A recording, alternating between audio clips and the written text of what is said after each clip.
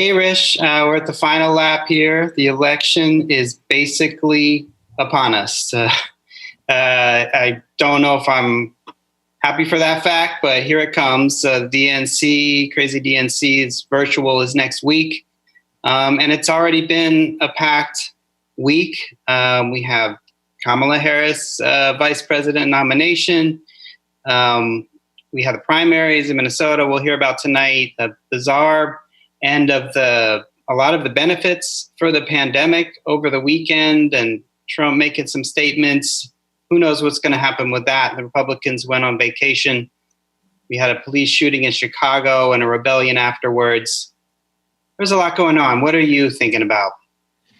Well, yeah, I mean, all of that, that's a lot. But, I'm also thinking a lot about the way that, that our folks, our peoples are getting ready for the fall.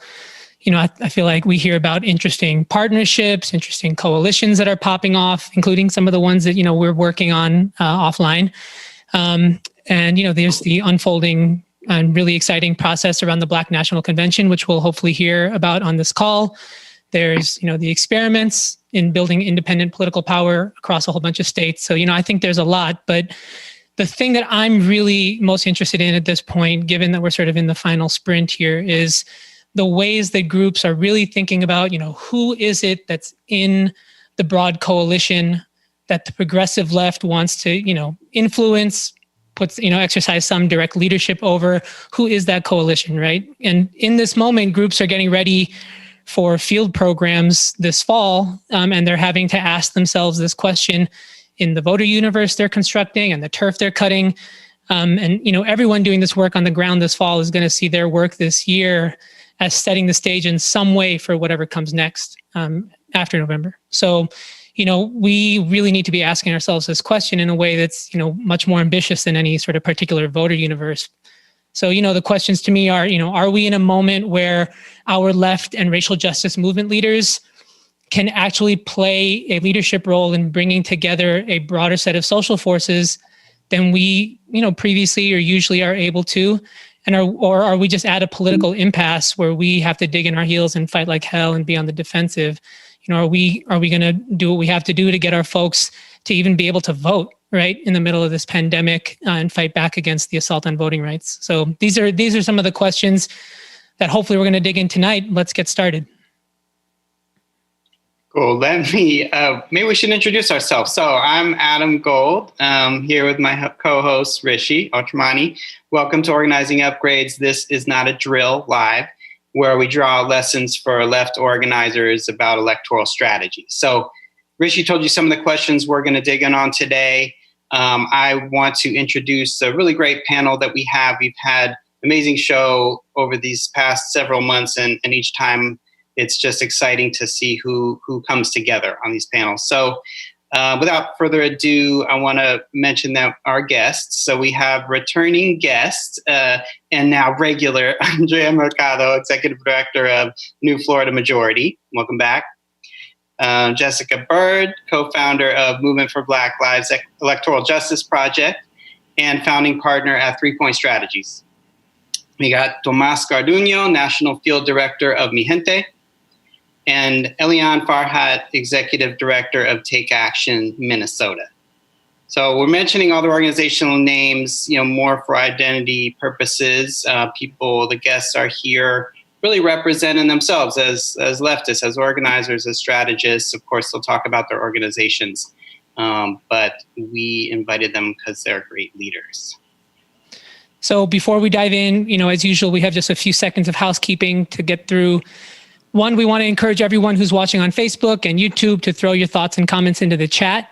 Also, please give Organizing Upgrade a like on Facebook.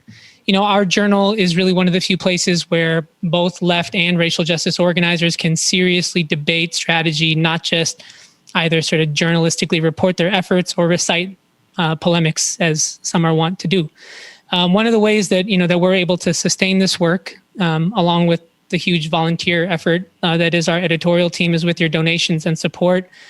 Somebody is dropping a donate sustain link in the chat, so please help to sustain Organizing Upgrade if you can. And we want to say thanks, as always, to our partner, the Real News Network, for holding down the tech and the video production. And we have a whole bunch of other people co-hosting and helping. So first, we want to thank our co-hosts, Seed the Vote, Mi Gente, New Florida Majority, Take Action Minnesota. And along with all those groups, there's a whole bunch of other partners that are streaming this video on their channels, including the Rising Majority, People for Bernie Sanders, CPUSA, Liberation Road, Progressive Democrats of America, a pretty amazing coalition. So a big shout out to the viewers from all those channels. Welcome. Good to see you. Someone's going to be sharing the Twitter handles of all our guests in the comment threads. Please follow all those folks, engage them on their own social media channels. Let's do it, Adam. Let's get started. All right. So now I get to hear from you. Elianne, want to start with you. Partially because last night there was an election in your state. One of the highest profile elections was Ilhan Omar's reelect and kind of trouncing of her well-funded opponent in the congressional primary. So can you tell us what you know about what voters really came together? Kind of what was the coalition in your state and in her district that came together to put her across the finish line? And what lessons are you drawing for kind of how you're building power in your state through that election? Yeah, thanks, Adam and Rishi, for the invite. Good to be on this panel with all these brilliant human beings. Excited to be here tonight. Still riding the high from the win. It feels good to win. I hope everybody gets some wins this year because that's important. And everywhere we look, we are winning and we've got momentum. And it looks good for November and beyond if we stay the course and keep on building as a movement. I think the thing that's important to know about CD5, Congressional District 5 in Minnesota that Congresswoman Ilhan Omar now represents is that before her, Congressman Keith Ellison represented that district, now our Attorney General. And there is a long history of organizing in CD5, from Congress to our communities. Folks have been building in our cities, in our core cities, to make sure that we're electing and sending progressives to DC. And so, Ilhan Omar's victory is both the legacy of the last, few months of focusing on this election day and winning. It's the legacy of her building a campaign organization that's deeply people-centered, deeply connected to people's organizations since she first ran in 2016. She challenged a 40-year incumbent for the Minnesota State Legislature. Take Action Minnesota was one of the only organizations to endorse her at that moment, and we've been with her ever since, building with her and so many of our partner organizations in the state. And it's the legacy of more than a decade of folks committed to building people power and using our elections as a vehicle to advance a progressive people-centered agenda and build the governing infrastructure we need in CD5 in the state. And so it's a big story, and it's also a really focused story. And I think the focus story is that millions and millions of dollars came into our district. We were flooded with mail. Our airwaves were full of a smear campaign, and Congresswoman Omar and her allies, we mostly stayed in the field, and we went out there and we talked to people safely via door knocks and also via text and on the phones, and that won it. It clearly won it. It wasn't even close, and it wasn't even not only close. She actually expanded her base, right? So turnout in this last election was 25,000 people larger than in 2018. And the coalition she built was a multiracial working class coalition. If you look at the places that voted for her, that is the coalition that came together pretty resoundingly to re-elect Congresswoman Ilhan Omar, at least to send her to the general, which high likelihood of her winning in the general and going back to DC to represent our interests.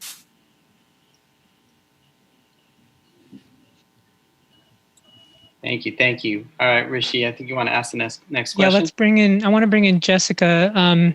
So Jessica, you just finished hosting part one of what sounds like a really inspiring Black National Convention. and you have part 2 coming up later in August. I want to ask you a two-parter. Can you start by giving our audience, a brief description of what the convention is and what it's trying to make possible? And then, given that the Movement for Black Lives really sees this new convention as, very much continuing in the legacy of the 1972 Gary Convention, what's the short and long-term hope for how it can help build Black leadership in left progressive politics this November and beyond?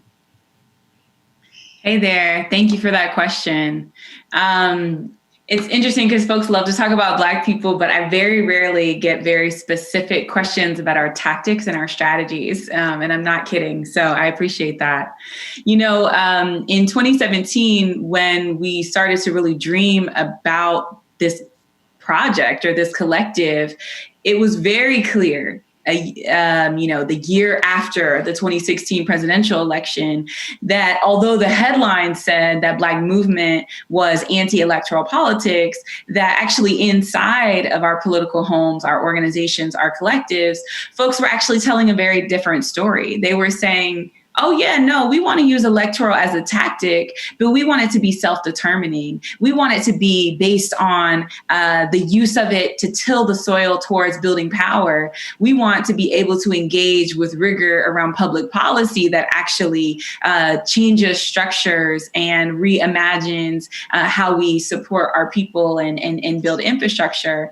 And so although I had been told over and over and over again that it wasn't possible that a protest movement would utilize meaningfully electoral work as a strategy, we now, 3 years later, not only are inside of a freedom summer that's completely changed the conditions of politics in this country, but we also, every single tactic that we're currently using in our toolbox, which is all of them, are finding incredible solidarity, not just in this country, but around the world. And electoral is no different. And so over a year ago, our table, which is a collective of Black organizations and leaders who are utilizing electoral strategy as a tactic for Black liberation, we had an assumption that this was going to be a summer where we could potentially have a deja vu of 2016, where there was a moderate candidate at the top, where there wasn't, serious investment in Black voters, that there wasn't a rigorous debate about public policy. And so over a year ago, we said, what would our responsibility be to Black people inside of an election? Not just to knock and drag, not just to shake our finger at dominant organizations and tell them why they're not doing enough, but what's our responsibility in engaging Black voters? And what was true for us and kept coming up for us is that we wanted to demonstrate that we could build this self-determining, alternative, independent, outside of the white gaze, outside of the political party binary space for Black people to not just talk about what's needed in order to take the action in November, but also what we're trying to build and how we want to govern. And so in 1972, there was a similar moment.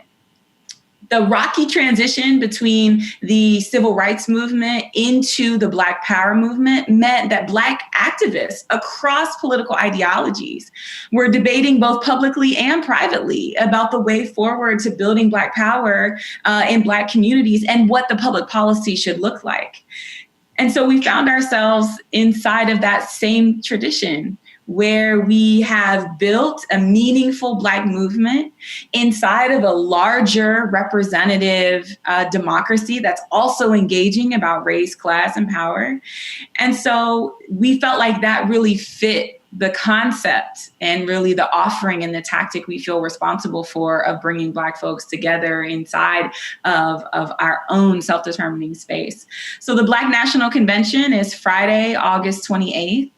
And, as COVID raged through our communities, the venue we were supposed to have it in Detroit, Michigan, was turned into a hospital. And nearly 75% of the folks who were in that hospital were Black people. And so we recommitted to the tactic, not in person, but in a virtual experience. And we really want to fling the doors open to movement, to make clear that there actually is a political home for Black people who are looking to really engage in an intervention around structural change in public policy. And because Black people are incredible and courageous and always overdo it, not only did we shift our planning to this virtual experience for the whole world, but then we included a Freedom Summer. And every single month of this summer, we've been deepening demands and really shaping and continuing to shape this political terrain. And so the internal convention really was a chance for us to have a family conversation before we invite the world in. And so over 500 Black organizers came together to essentially build a laundry list of political opportunities, possibilities, as well as weave that together into public policy that will be the central message of August 28th as we let the world in on not only how we're going to win, but what we intend to win for Black people. Amazing. Thank you. That was a mouthful. We'll come back to you for more on that, and it's exciting, and I'm sure other folks want to, ask questions or add in. But I want to get something to Andrea.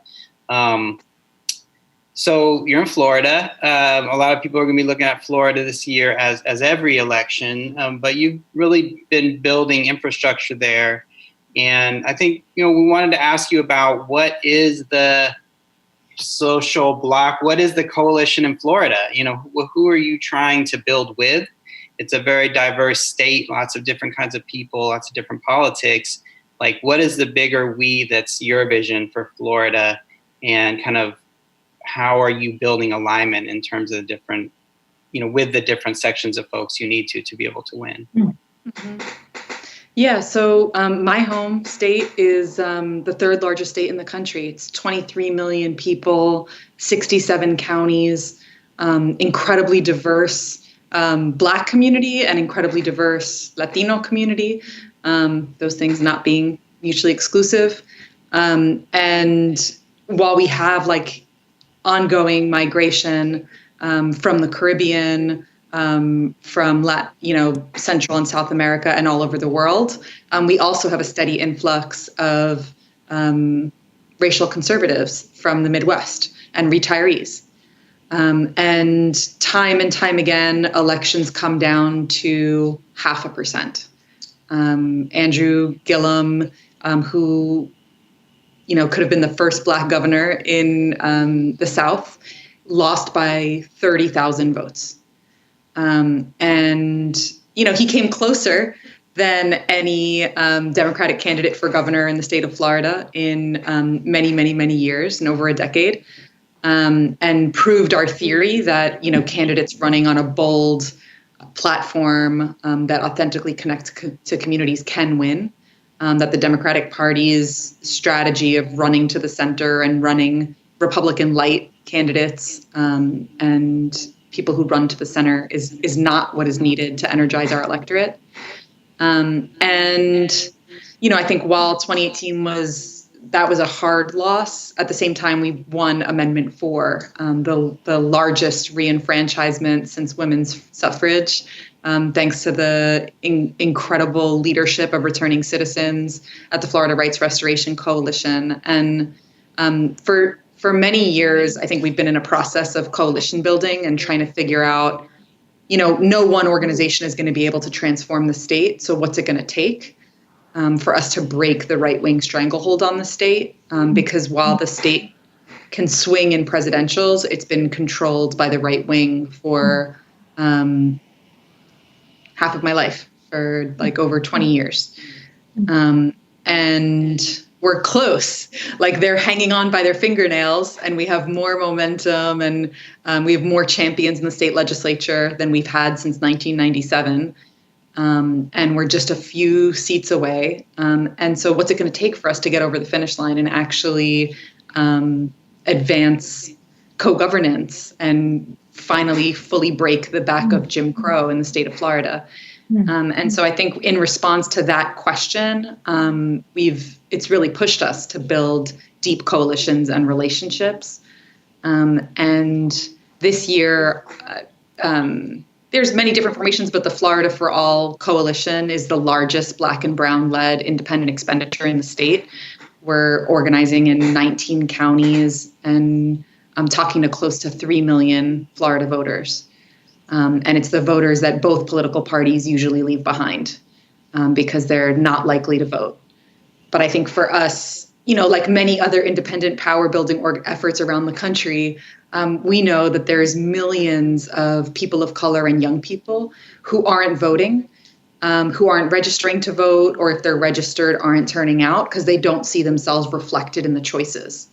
And so, I think we're doing our work to elevate the super exciting, like down ballot candidates, people from our movement who have chosen to step up, incredible Black women like Angie Nixon and Jasmine Rogers Shaw running for the State House, Kelly Thomas for Community Council, and have a conversation about, the top of the ticket and what's at stake.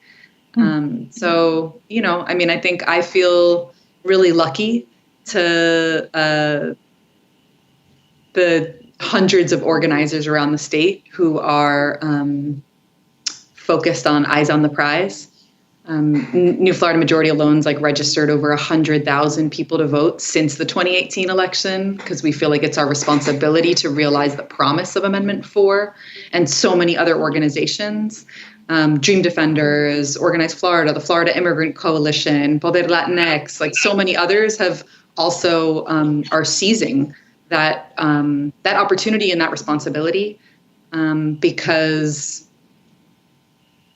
our lives, our families and our communities, what's at stake is so clear when we have, a governor that is the laughingstock not only of the country but of the world for refusing to take a global pandemic seriously, for not releasing unemployment benefits. I have a cousin who's been unemployed since March, has gotten one check.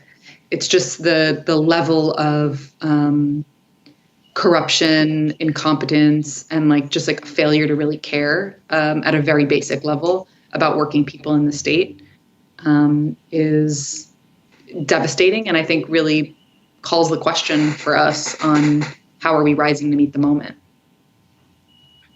Mm-hmm. Yeah, we're going to be interested in hearing everybody kind of weigh in on this question of who's in the coalition, who's in the bloc. Tomás, maybe to just bring you in here, Andrea, points our attention towards, how so much of this sort of electoral dynamics that groups have to make, of course, is sort of local or state-based. And there's this sort of question of the top of the ticket. And I want to ask you about that because, a lot of what's driving strategy across the country is the top of the ticket in some ways, or at least a lot of where founder dollars unfortunately go are sort of driven by, their sort of read of the presidential electoral landscape. But I want to get a sense of, how are the folks that you roll with carrying out the sort of broad anti-Trump message? How are your folks, relating to the top of the Democratic Party ticket? Can you tell us, what's the trajectory for the base of voters that you're trying to move? What competition is there for their votes in terms of, pressure from the top of the ticket, not just for their votes, but their interests and their hearts and minds? Yeah, thanks, Rishi, and thanks, Adam, for having me. So I work as the National Field Director for Mi Gente, which is an independent political home for Latinx and Chicanx, people who seek racial, economic, gender, and climate justice. And we're currently running the Fuera Trump campaign, which is a national campaign to mobilize historic numbers of Latinx voters to organize and to vote Trump out in the fall. And this is the first time that we've endorsed a presidential candidate, or excuse me, we've gotten involved in presidential campaign. And in the primaries, we actually did endorse Bernie Sanders, which was the first time we had endorsed a presidential candidate. And we have made the political decision not to endorse Biden. We understand that many of our partners and many of our allies will choose to do that. And obviously we will be encouraging people to vote for Biden in order to get Trump out. But we think that in particular within the Latinx community, the message of getting Trump out of office and actually seeing Trump as a direct threat to our community is actually the most compelling message for a broad swath of the Latino community. We've done several experiments, both text, phones, and doors, in places like North Carolina and Georgia, where we're focusing most of our energy on field work. And the tests just consistently come back and tell us that using that language, that Trump is a direct threat to the Latino community, is actually the most motivating message, more so than a pro-Biden, more so than even some of the sort of down ballot races. Now we plan on also endorsing, and we're going through an internal process to endorse several local candidates, from county commission to state legislators, or state legislative candidates, and we hope that will also engage and motivate a broader set of folks than maybe the people that are not that super excited about Biden. And we completely feel that elections for us is an opportunity to really engage many, many more people than we're normally able to. And really, as we like to joke internally, it's like people on the doors or on the phones are going to ask us, "¿Quién es tu gallo?" Who's your chicken? Who's the one you're going for, right? And so we need to be clear about our message around, when people that we're talking to at the laundromat, at the carniceria, et cetera, at mass distribution events, that folks have lives to live, and so not everybody's going to be a political animal. But this is an opportunity to bring them into a process that hopefully over time will engage them more and more. And so we're scaling up. We're building teams in North Carolina and Georgia, working with partners like Song, Southerners on New Ground, and Claro de Latino, the Georgia Latino Alliance for Human Rights, to run field. And it's been a trying time. Our plans were in the hundreds of thousands of touches, and we're in the tens of thousands now. That is still significant reach, especially in the midst of a global pandemic and record unemployment. But what we've found is that the two biggest barriers to reach the scale that we need to reach to win in places like North Carolina and Georgia is actually getting to where the people are. And because of generations of disinvestment, not only in general, but within the political arena, data for Latinx folks is just terrible.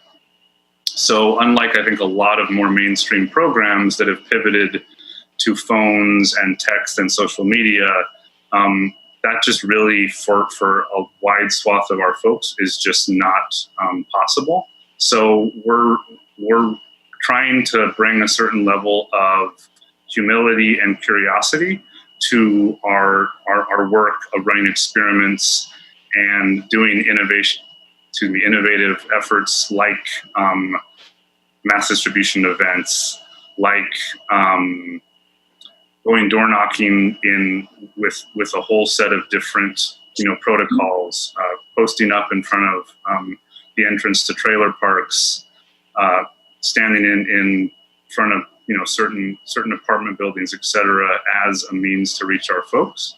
And people are responding, and we're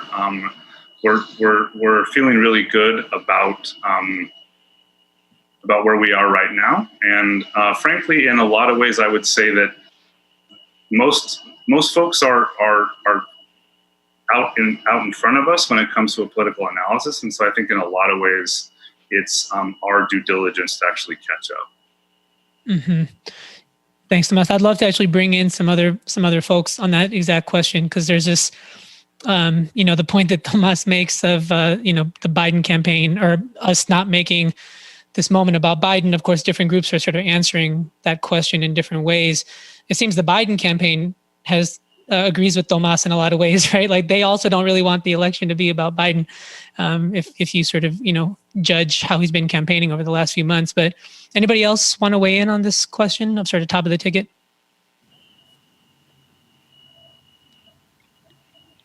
I mean, sure, I'll jump in. I kind of feel like there are two things that are happening at the same time that are connected but aren't perfectly intersected, which is one is this is what we do. We know that our police departments are governed by our city council and our mayors. We know the power that county commissioners have. We know the power of our local officials, but yet we still kind of continuously get inside of this like Olympics narrative of elections in this country and let everything rest at the feet of national political power. Although we do know better, like we know who we call when our trash is all over the street, but yet we still kind of allow the story to be told about what power looks like and where it is.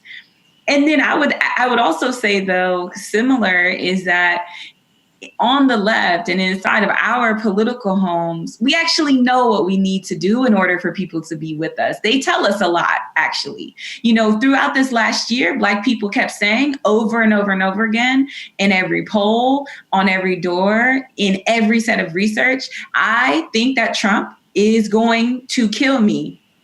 Racism is hurting and killing me. Trump's violence and stupidity is hurting and killing me. If you tell me that I won't die by going with you, I'll come. But I need to know where I'm going. And I need to know what I could win. And largely the failure of the left is that we actually didn't talk about our viability. We talked about all of the things that we could do and why people weren't with us. But we didn't necessarily say, we're going to win, y'all. And by the way, if you come with me, we will win. And the reason that feels so important to me is that, Super Tuesday abruptly ended the presidential election. So for this one hand, that's still like people are obsessed with national political power. It also abruptly ended a lot of really dynamic discussions about primaries, about local power all over the country. And Super Tuesday was largely a place where we saw the dominance and the centrality of Black voters whose questions we didn't answer. And then what happened 2 months later, actually Trump was killing us. And so they were right. We were right. Our family was right. Mm-hmm. That if they actually COVID was going to kill and murder them, they were going to watch their own deaths on TV. The National Guard was going to show up inside of their communities. They actually were going to have a multi-murder front of state violence. And so I think for me, I'm continuously asking myself, what am I supposed to be learning? And the truth is that it's always about local political power in the service then of bigger, more connected national wins. And also when people tell you that they don't want to die and that you need to make more plain how you can win so that doesn't happen. Like I've got one bet and I want to hedge it with you. Tell me that this is a sure thing. We need to take that very seriously. Mm-hmm. And Jessica, I mean, unless anyone else wants to jump in, just wondering, so now that primary is over, and we're not dealing with so much of the different choices, it's pretty clear. What do you think is the approach that needs to be taken to kind of to win? Like, how are you hoping to organize? Who are you hoping to focus on in terms of, I know you're an electoral strategy expert, so whether you and your work or the broader, movement that you're part of, what do you think is the coalition that needs to be built and what's going to be your focus? Sure. And I want to hear other voices on this too. I don't mean to sound bleak. Because we, of course, are winning. Of course, we're winning. I think we've already seen that with Jamal Bowman and Cori Bush and Nikema Williams in the former John Lewis seat. We have a new Black progressive squad in January. And so movement's ready for that. Movement is ready to be engaged with leaders that want to be bold and want to lead and co-govern with movement. And so, which is one of the reasons why we wrote the Breathe Act, which we believe in Movement for Black Lives is really a 21st century civil rights act. And so we see possibility in the wins that are still happening. I would say that the coalition that we need is to expand outside of the current organizational coalitions that we have into really I feel like the words that are coming to me are more petty than I wish that my tired brain wants to say, but is like, I think we need to stop navel gazing.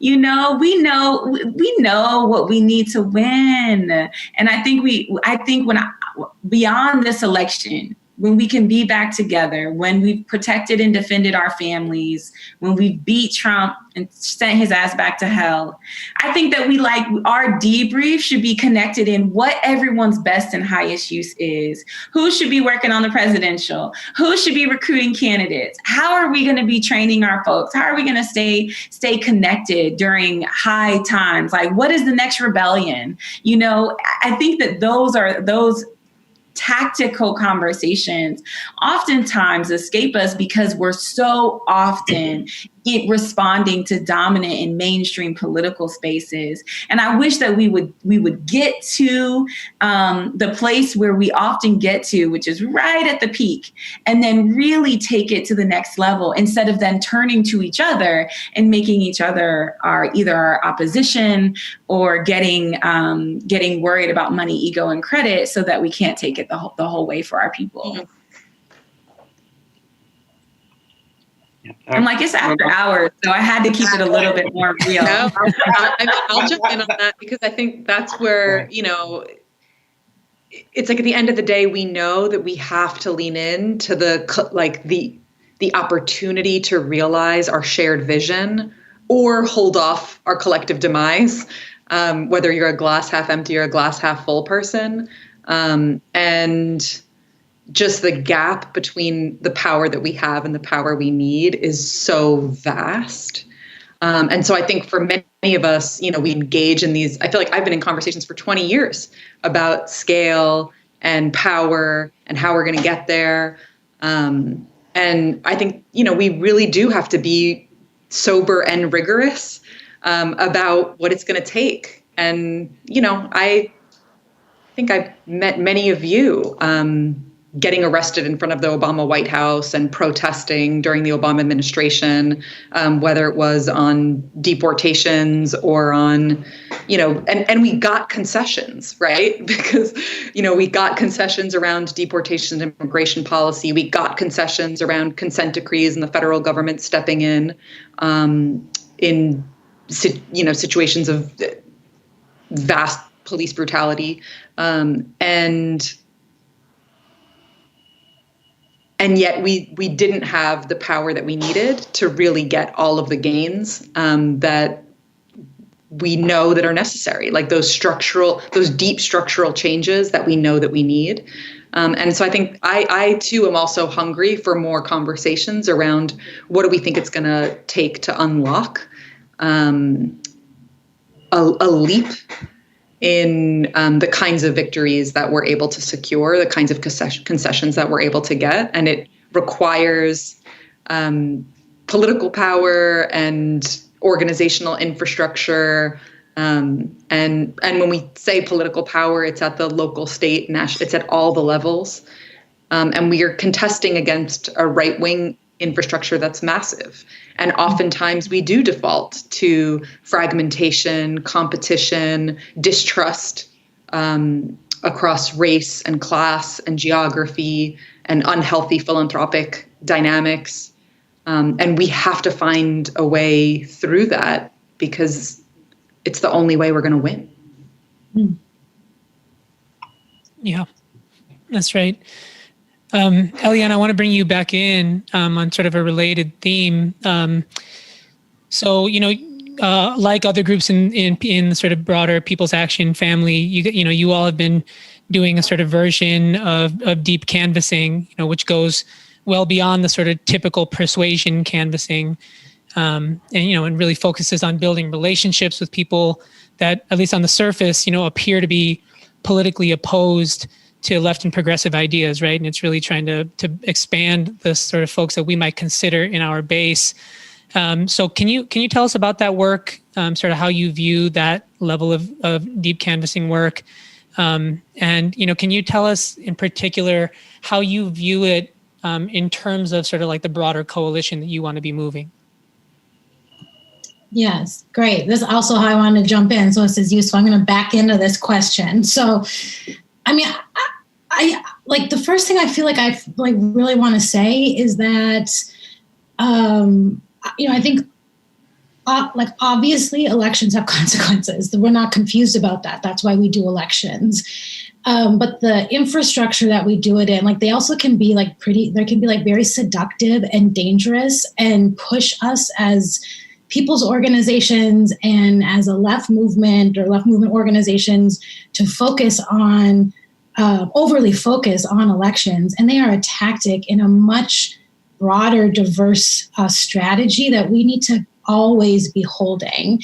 And I think the most dangerous thing that elections distract us from are from building people power. And when I say building people power, I mean institutions, political homes that connect people across difference, that build real, meaningful, active solidarity and communities of care, that invest in each other, that bring more people in, and that can actually sort of create a culture where folks understand and get clear that we are active agents in this democracy and we are the ones who are going to make change happen.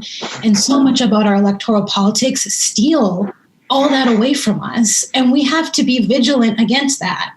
And it's extremely dangerous when we're not. And I think it's part of the reason we're in the mess that we are in today. And so when I think about how you do electoral politics, when I think about how you build something, it is using elections as a vehicle and a point to have an impact, to move something forward, to bring more people in. But it has to be in service of building broad governing power to advance our agenda. And it has to be done in a way that shows people that we are the agents of change in our democracy, and that democracy only works if we are active in it. And so when I think about, what does that mean for Minnesota? What is the coalition you need to build to win in our state? I really think we have to build a multiracial, multi-generational working class coalition across our state to win.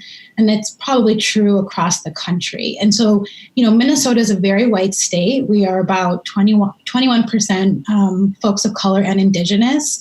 That's a 29% change since 2016. So we're changing rapidly.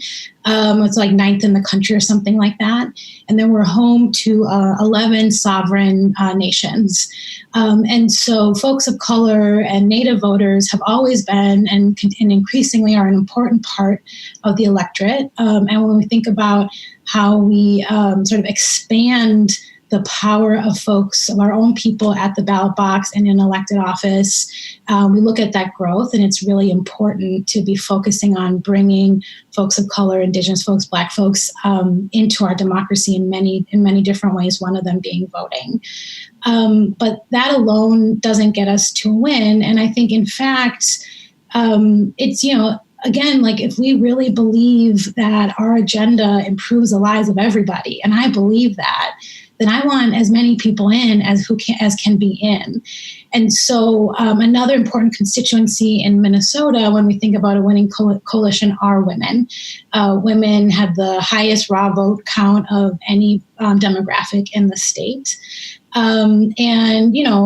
We as Take Action Minnesota, when we sort of assess that both means building the power of Black, Indigenous, and women of color across the state and running programs that focus on building that power. And it means talking to white women. And we really thought about, for that work, where do we focus it strategically and importantly? And so we are running, we sort of carved out a universe of, moderate to independent to progressive white women in the suburbs and in rural Minnesota who we believe were most susceptible to being picked off by racist, misogynistic, classist dog whistles that we've seen play out time and time again in recent history and throughout our long history as a country, to talk to them and to say and invite them in and enroll them in our project. And so what that's looked like this year has been running a deep canvas project with People's Action. Deep canvassing is basically organizing. It's going to people and having a conversation with them about their hopes and dreams and values, the things that they're scared about, and developing a script that actually meets people where they're at and invites them into being into community with you and through via some action. And this immediate action is voting. So we're just getting initial results back. Our project had conversations at a 90% rate and really deep conversations. We pivoted from the doors to the phones. We've actually had an extremely high contact rate on the phones, and that's been a very successful pivot. And then our initial analysis from the conversations is that they have a 4.3 point impact on decreasing support for Trump. And that persists when we go back. And then that's when we go back after at least 6 days after the conversation. So not only are we decreasing support for Trump and increasing support for Biden by having deeper conversations that are rooted in people's stories and their experiences, but those conversations are also sticking.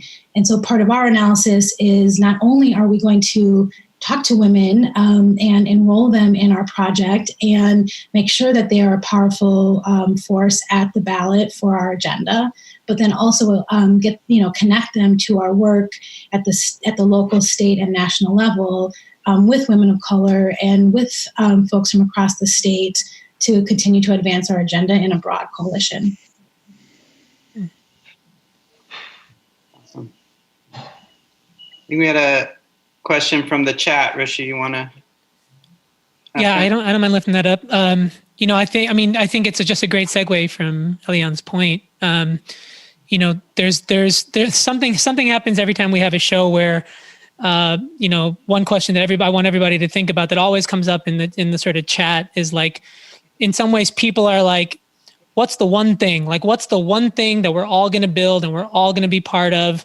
What's the one organization that's going to sort of carry the day? And then people are like, don't get that answer. And they're like, well, this was a good beginning to the conversation, but we need the one thing. So what is it? So think about that if you want to respond to that question. But, there's another question that I think builds off of the direction you were taking us, Elianne, where, the question is about how is it, or is there an identity or a flag basically that people can carry that links across race, across class, across multiple forms of political position and identity that, people can relate to. So, you do the organizing with folks that, inside of the deep canvassing work, and you do the organizing with who sort of your core base is. What is it that, aside from sort of the organizational banner, which maybe that's the answer, but aside from that, like, what is the sort of identity or banner that you think, will allow this sort of new, broader, expanded constituency to rally under?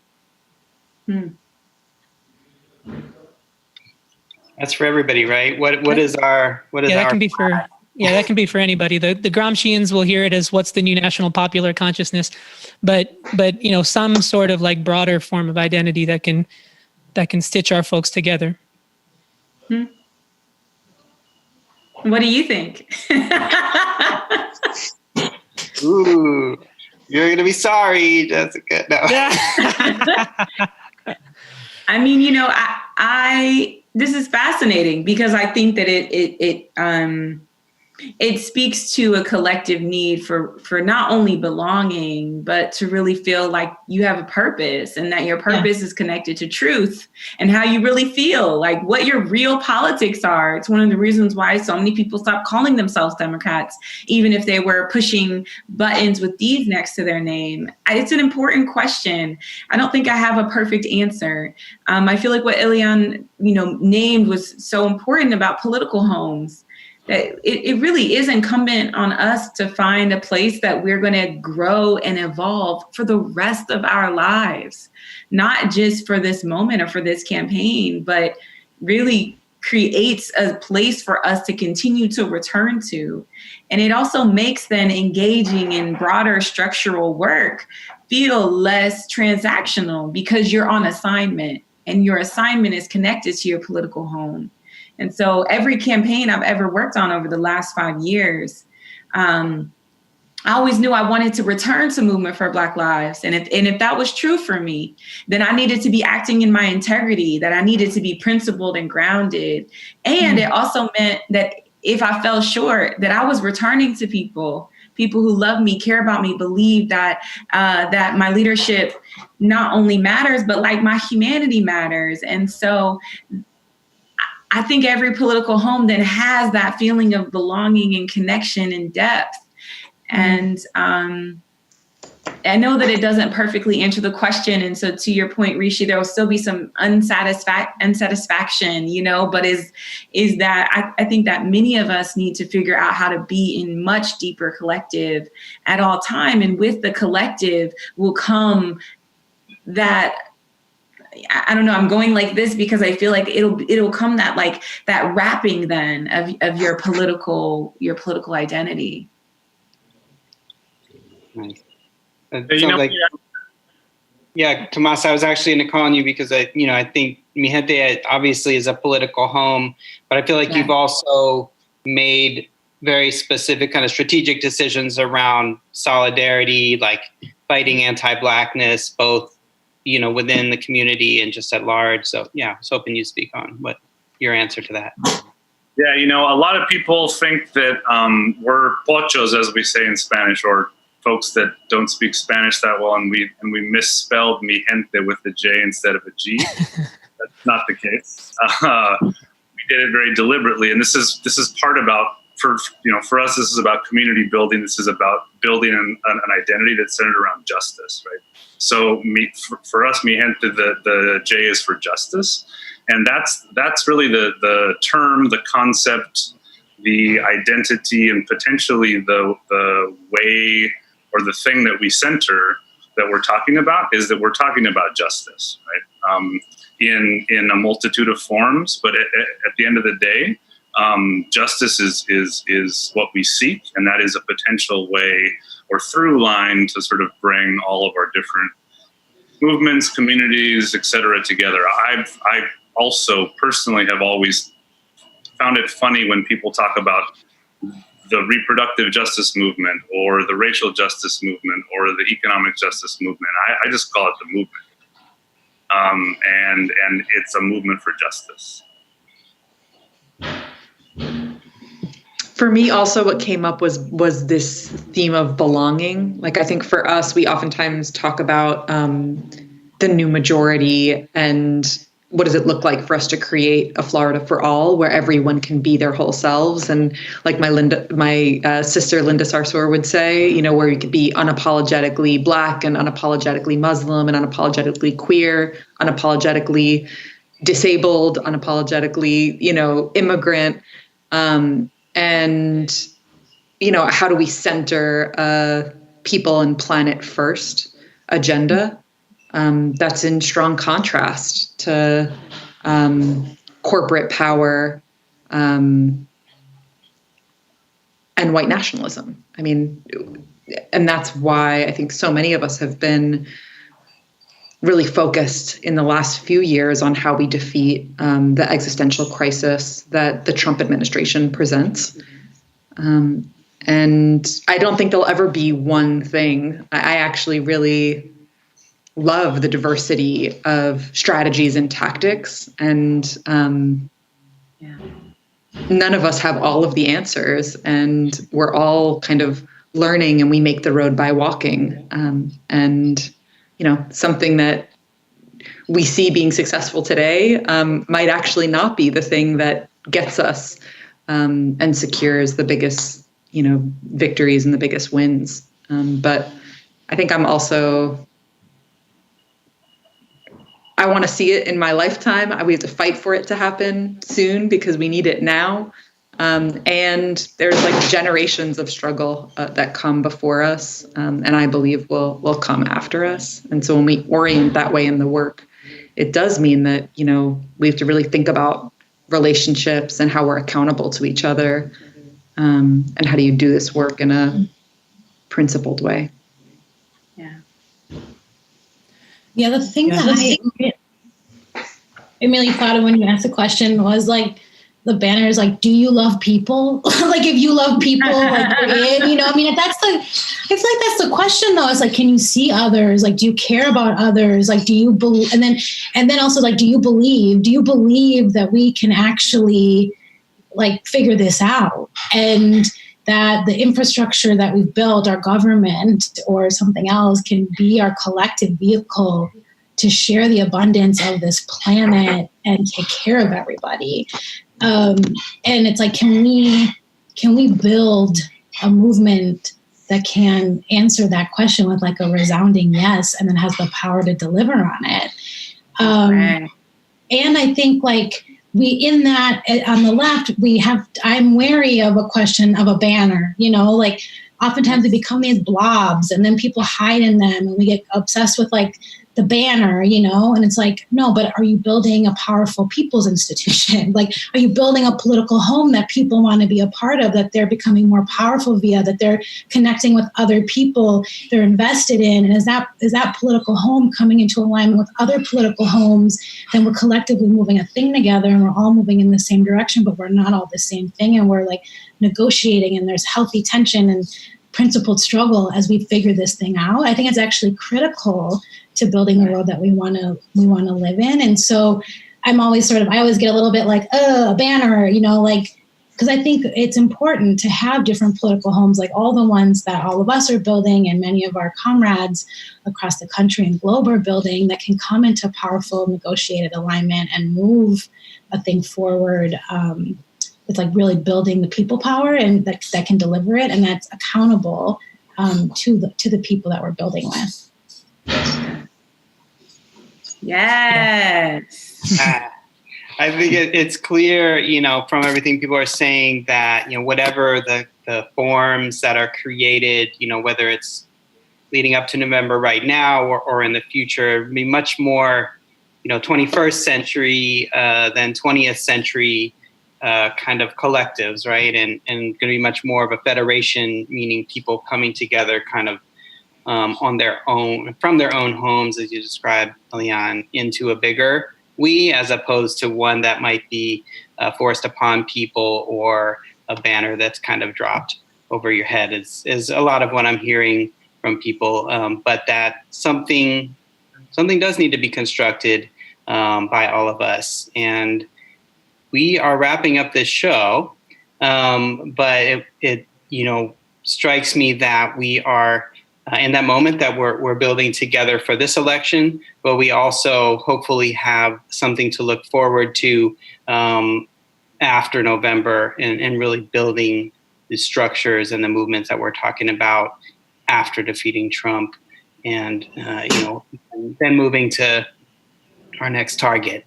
I don't know if you want to give anyone the last word, Rishi, or I'll pass it to you to close us out. Yeah, if anybody has a final thing they want to say, jump in and interrupt. But this was amazing, as expected. Really excellent conversation. And, I think if we're, going to send folks away with, something concrete around this sort of last question in particular, not concrete, but something else juicy to kind of think about, I think the goal, I think you're right, Elianne, it's like the goal has got to be less about, dropping a banner over people. And it's much more about, I think, developing a goal for winning that goes beyond governing power, and that is actually about creating like a durable kind of victory where, like you all have said, people can see themselves fully belonging to and fully, sort of grasping with their hands what it means, to have won what we've won and be part of the movements that we're a part of. So I think that's kind of the texture of the thing that we got to figure out and put some more content to. But I think this was just such an amazing conversation to set that stage. So thank you so much to our amazing panelists. Really excellent discussion. If you liked what you heard out in the audience, don't forget to support Organizing Upgrade in continuing to bring you this kind of strategy discussion in the future. And that's it for tonight. Keep fighting, keep organizing, keep rising up, be powerful. Till the next episode.